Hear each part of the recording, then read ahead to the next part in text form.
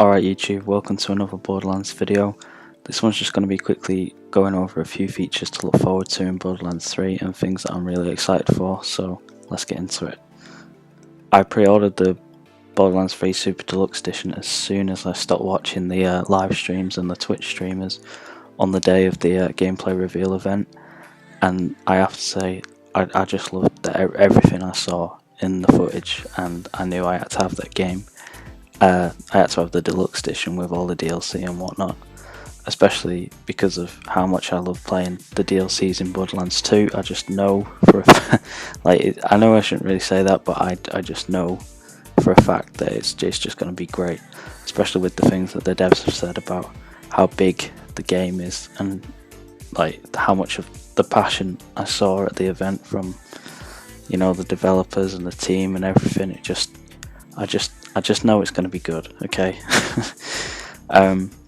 So yeah, I mean, one of the things that I was really interested in is the Twitch extension for streamers, where like if say I was playing Borderlands 3, there would be an extension on my Twitch where you can, as a viewer, you can view my inventory, my equipped items, my skill tree, like the skills that I have selected, and also if I was to find like a rare chest with weapons in it, you could enter into like a raffle to win some of the loot from the chest in your own Borderlands 3 game via linking your Twitch account to your Shift account.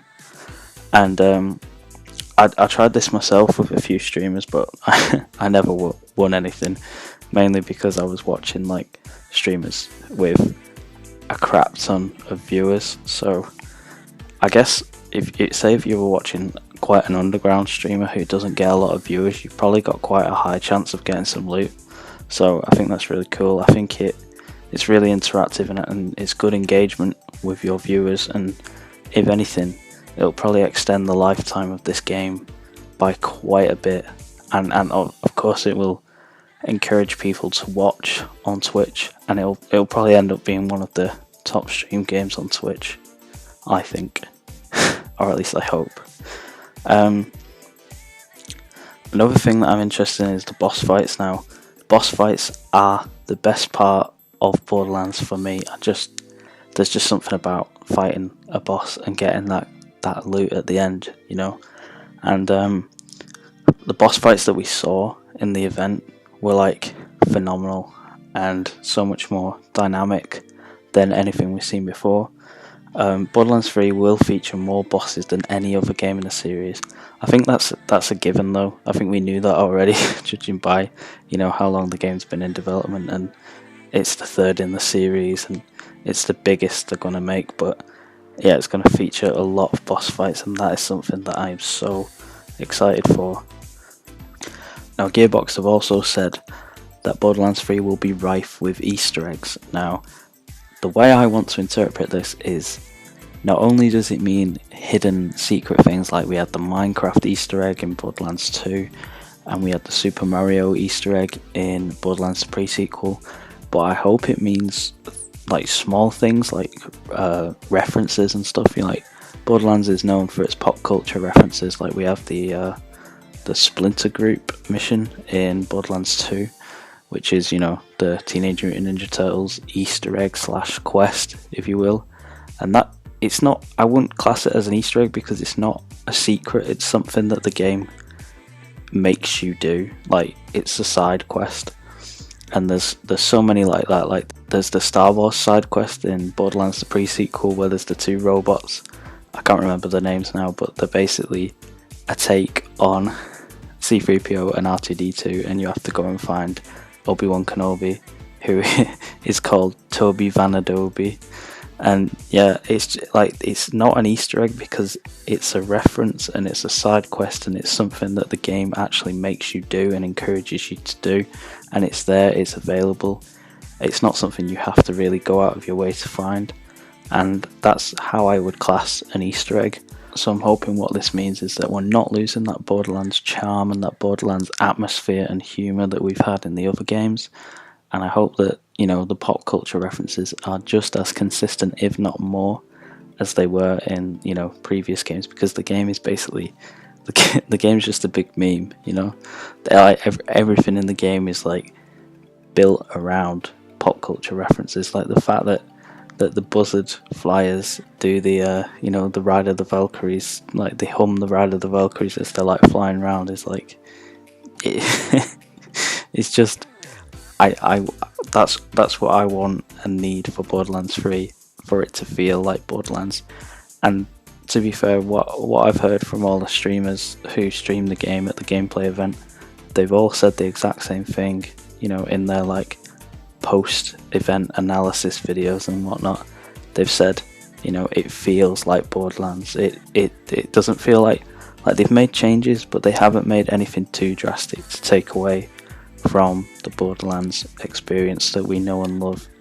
And that's exactly what, you know, I'm looking to experience, and something that, you know, I'm really looking forward to come September. Moving on to some gameplay features that I'm really looking forward to, of course we have the alternate firing modes on the weapons, which is something that I'm sure a lot of us have hoped for in the past, because, you know, we could have like a great gun but it only does electrical slash shock damage, and you're like, oh shit, you know, I wish this did fire damage instead. Well, now if you've got 4 weapons equipped and each one has an alternate fire mode, then you've basically got 8 weapons equipped at your disposal that you can switch between, which makes it so much better, especially for, like, say you're fighting like a psycho or something and he has a shield and you have a gun that does electric damage and fire damage in the alternate fire mode.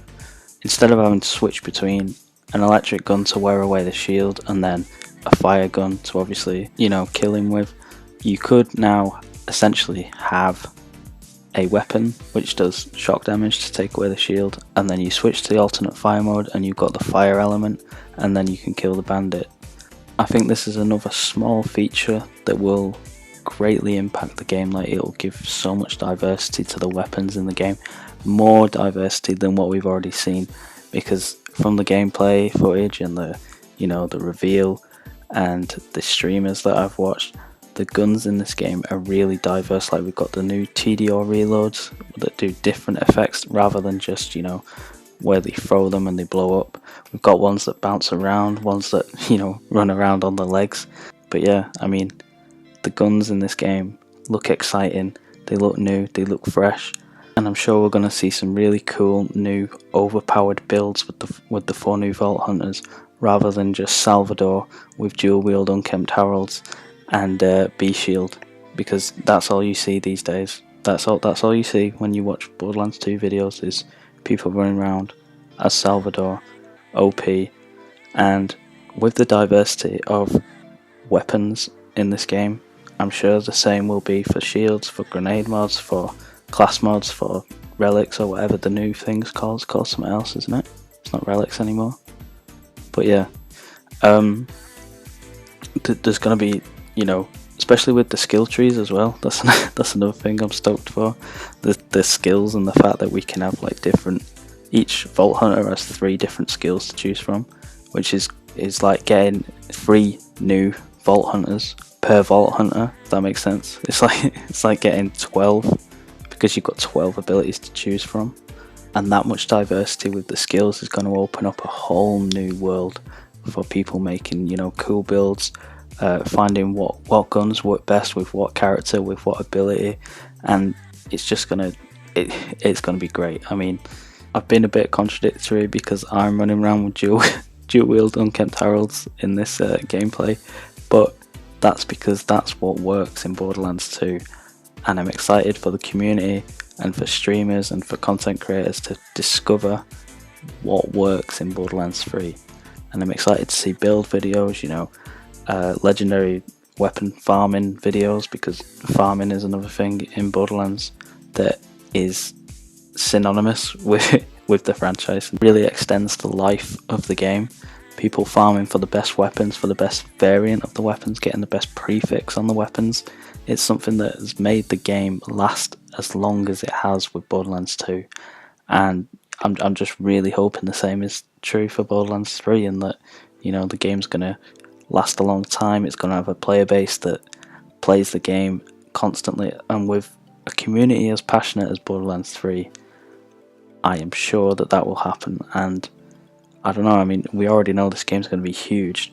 There's supposedly a 30-hour main storyline, and that's excluding side quests and the other stuff that you can do. So that already is, you know, exciting for me, because when I play Borderlands, I don't just do the main story. I play all the side quests, I get all the XP, I open every friggin' chest I find. So my, you know, the £90 that I'm paying for the Super Deluxe edition is going to be well worth it for the amount of time that I spend in this game, and I cannot wait for September to come in and get my hands on the game. So that's going to be it for this video, I think. I've not covered everything in Borderlands 3 that I'm excited for, just a few little things. And, you know, it's a bit of a rant about, you know, how excited I am for Borderlands 3, because I've not really voiced any opinion on it yet, like via YouTube or anything. I've just, you know, posted a lot on my Twitter, which you can follow with the link on the screen right now. Also, check me out on Twitch. I stream a lot of Borderlands 2 recently. I'm actually doing True Vault Hunter mode as Salvador right now, and I'm going to be doing True Vault Hunter mode as Axton next, because I just finished it on normal mode. So yeah, as always, thanks very much for watching. Stay tuned for more content like this and more Borderlands 3 videos discussing, you know, features, storyline stuff, maybe, other things that I'm stoked for, and any new information that we get over the coming months, especially with E3 coming up. Thanks again, and I'll see you around.